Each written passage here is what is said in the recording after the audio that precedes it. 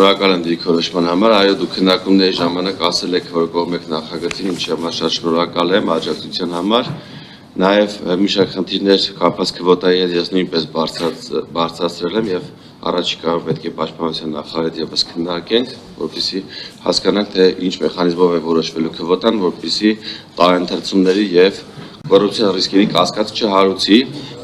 Մնացած առաջարկների մասով պարոն Ալեքսանյանի ներկայացրած կամ ձեր ընդունում եմ դիտարկումները եւ առաջարկները, որոնք դուք ասում եք, ես ընդունում եմ եւ պատրաստ եմ ներառել նախագծի մեջ, եթե ոչ այս փուլում առաջինից երկրորդ ընթերցման վստահաբար դա կներառենք։ Շատ լավ։ Պարոն Մերաբյան, դուք որպես հարակից զեկուցող, հիմնական զեկուցողի փաթեթներին ծանոթացել եք թվերին, հիմա մենք թվերի մասին չենք խոսում, սրանք մոտավոր են։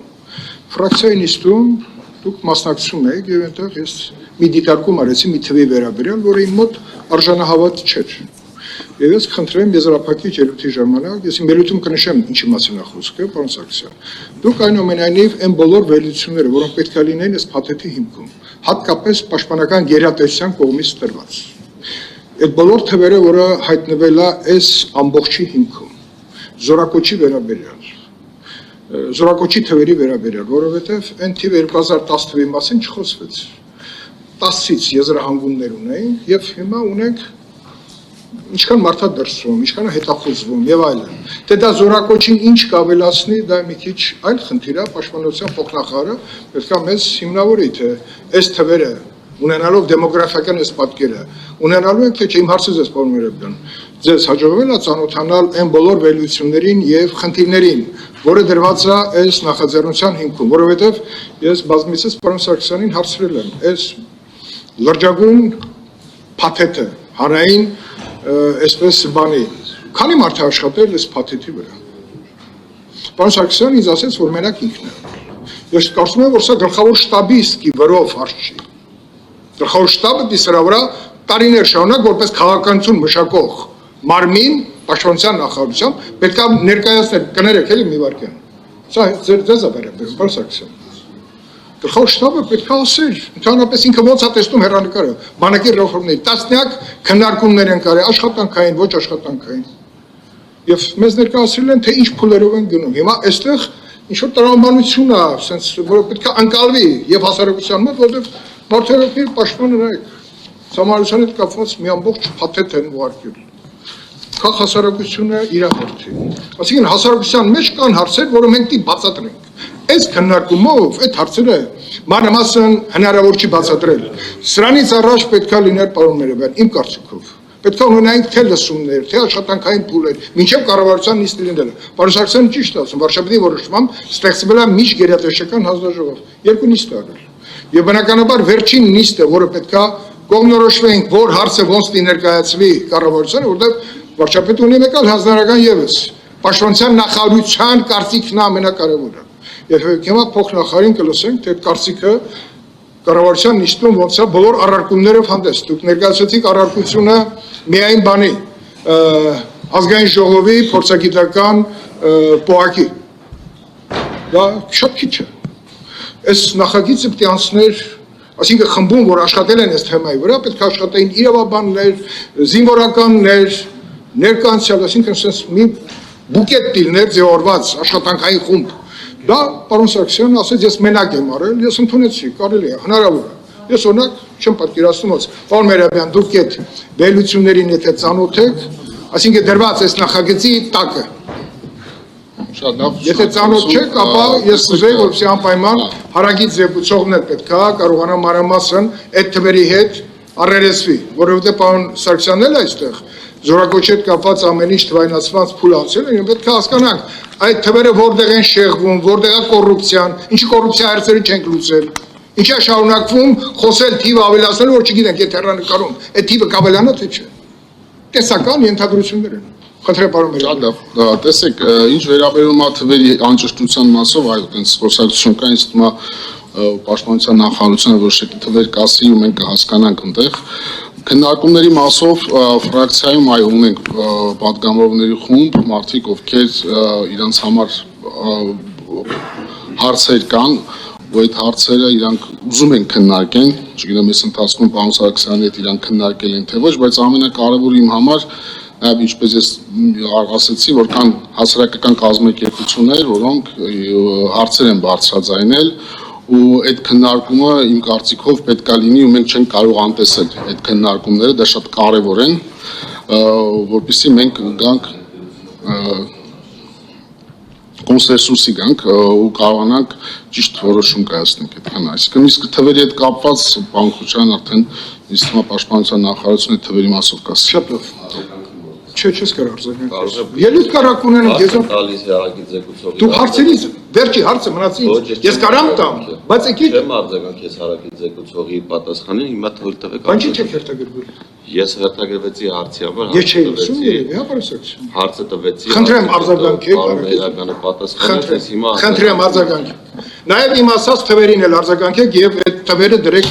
բան ելույթի մեջ եզրափակիչ։ Պարոն Գալստյանին առաջի բաժնի ղեկավարին ես նոր խնդրեցի, հիմա ձեր նշած թվերը կբերի, Կարմիր պապկայով ձեզ ցույց կտա, պարոն Քոչարյան։ Ես դրանք 3 հանել եմ եւ 2019 թվականին նախարար Դավիթ Տոնյանին արված հարցման պատասխանն է, որը իր ստորագրությամբ առաջի բաժնում ներառված է արխիվացված նյութերի մեջ։ Պարոն Մեհրաբյան, դուք շատ ճիշտ եք ասում, տեսեք նախագիծը ինքը իրանով այնքան մեծ է եւ ընդգրկուն, որ բազմաթիվ քննարկումների անհրաժեշտություն է առաջացրել, ինչը որ մենք արել ենք 2022 թվականին նախագիծը բերել էր Պաշտպանության նախարարությունը 4 ամիս ծառայությունը 24 միլիոնի դիմաց վճարելով նախագիծը, որը 2022 թվականին հետ քաշվեց քննարկումների անցկացման եւ լրացուցիչ քննարկումների կարիքի անհրաժեշտությամբ պայմանավորված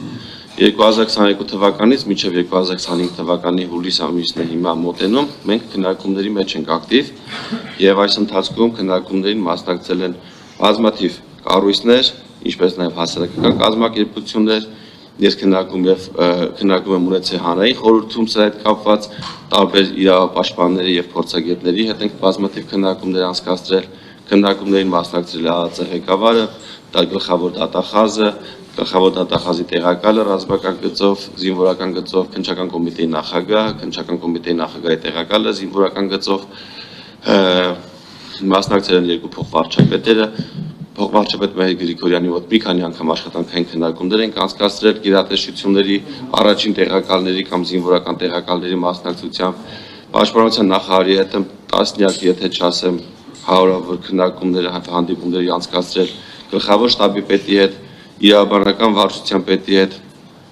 եւ այս ամբողջի համատեքստում մենք եկել ենք նախագծային տարբերակին, որը հավանության է արժանացել եւ վարչապետի ստորագրությամբ եկել է ազգային ժողով։ Քննարկումների ժամանակ նաեւ պարոն Անդրեյ Քոչարյանն է մասնակցել եւ առաջ օրվանից իր դրական դիրքորոշումն է հայտնել եւ առնվազն որևէ դեմ կարծիք կամ առաջարկ ոչ գրավոր, ոչ բանավոր չի արել։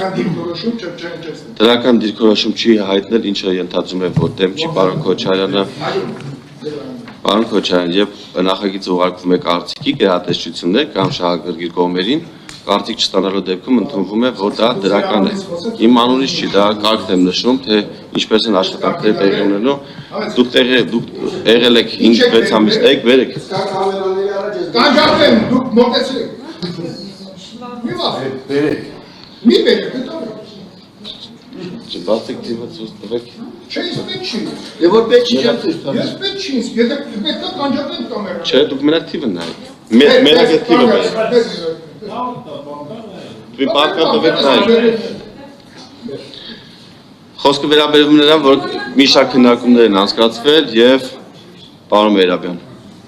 ընդգրկուն է նախագիծը առավել քան ես նշեցի, որ նախագիծը չի ընդունվել 2024 թվական 2022-ից, չասեմ, որ 2019-ից այլ ձևով ես նաև շրջանառել եմ, կարելի ասել նախագծի մասին խոսել ենք դեռևս 19 թվականից եւ այս ընթացքում չընդունելով եւ այս ընթացքում ուշացնելով եւ քննարկումները շատացնելով մենք ունեցել ենք պատկերի վատ թվացում, ինչպես նշեցի, 46%-ից դարձել է 31%։ Իսկ իսկ բանակից խուսափողների թիվն եմ ցանկանում ներկայացնել, թե ինչ պատկեր ենք ունեցել։ Քրեական գործեր, որոնք կարգվել են ոչ արդարացնող հիմքով, 2019-ից 2023 թվականների ընթացքում, այսինքն ըստ բացի ընթացքում 3774 քրեական գործ է կարճվել ոչ արդարացնող հիմքով։ Վաղեմության հիմքով 2500 գործ է կարճվել։ Քաղաքացիությունից հրաժարվել է 11830 քաղաքացի մինչև 18 տարի լրանալը արական սեռի։ Կառավարության որոշումով ազատվել են 2679 քաղաքացիներ։ Առողջական հիմքով ազատվել են 43486 քաղաքացիներ։ Սահմանված կարգի խախտմամբ նախորդ օրենքը, որ նշեցի, 9155 քաղաքացի վճարել են մինչև 1.8 միլիոն եւ 1429 քաղաքացի վճարել է 3.2 միլիոն։ Արտասահման ուսման նպատակով մեկնել է եւ չի վերադարձել մեծամասամբ 2265 քաղաքացիներ եւ այս պայն հետախուզման մեջ գտնվում են 11000-ից ավել քաղաքացիներ։ Այսինքն շուրջ 88000 քաղաքացի այս մեր դանդաղելու արդյունքում խուսափել է պարտադիր զինվորական ծառայությունից եւ չի անցել պարտադիր զինվորական ծառայություն։ Սա մոտավորապես 10 տարվա զորակոչի մասին է խոսքը, որը մենք արդեն կորցրել ենք եւ նաեւ վարչապետի